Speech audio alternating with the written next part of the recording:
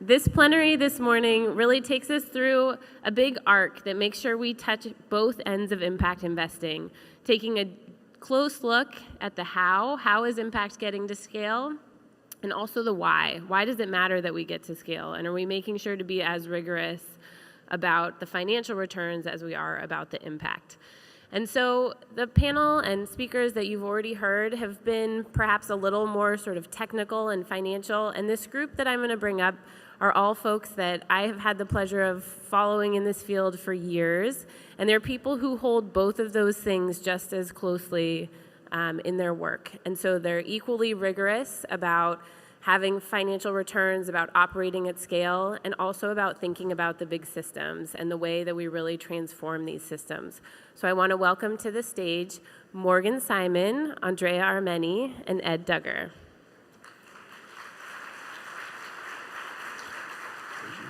Morgan, let's start with you. You and your partner, Aner Ben-Ami, speak of valuing the how of impact investments more than the what. Tell us more about what that means. What are some of the examples for that? Thanks, Andrea. So Pi Investments, as Andrea had explained, transitioning the wealth of a single family from 0 to 100% impact. Typically, when you go through that process, to move forward, get a little more intimate here.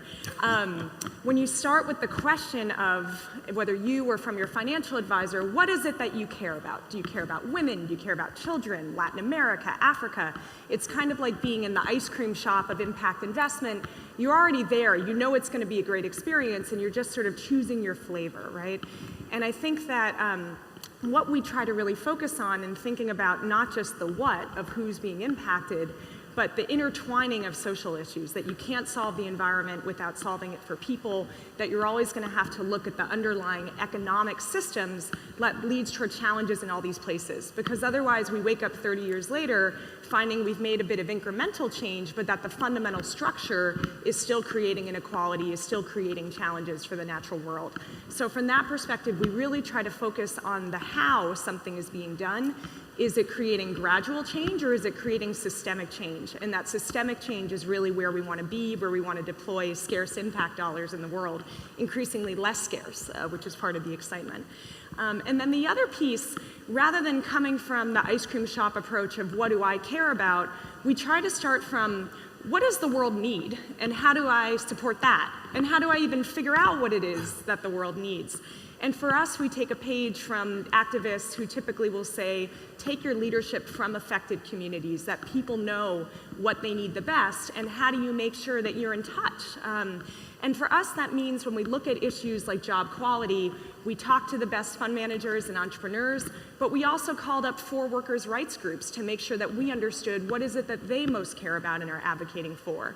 When we're looking at renewable energy, we want to read all the social policies and how people are engaging with local communities, but then we also go and spend time in those villages and make sure that we're hearing from people what's really happening in their lives.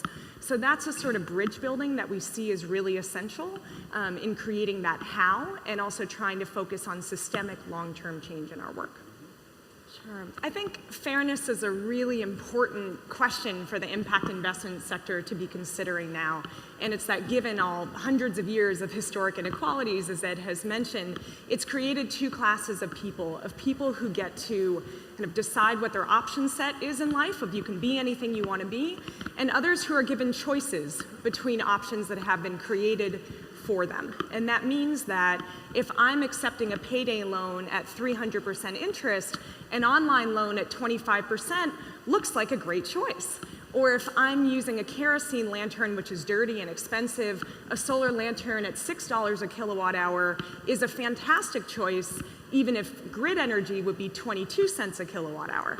So the question is, I think often with social enterprise, we say it's better than charity because consumers got to vote with their feet and their dollars, right? They decided that that was a better choice, and it's the ultimate confirmation of that empowerment, except that they made a choice for something that was better. That doesn't necessarily mean that it's fair. And I think that we need to be conscious that markets are great at scaling things that are better, but that we have to be implicitly more thoughtful about how we infuse fairness into that work. and that people often say, don't let the best be the enemy of the good.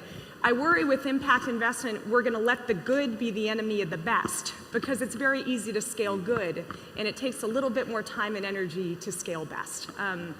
And just to give a quick example, and if you want to hear more about this story, realimpactthebook.com, you can get the updates on all these great entrepreneurs.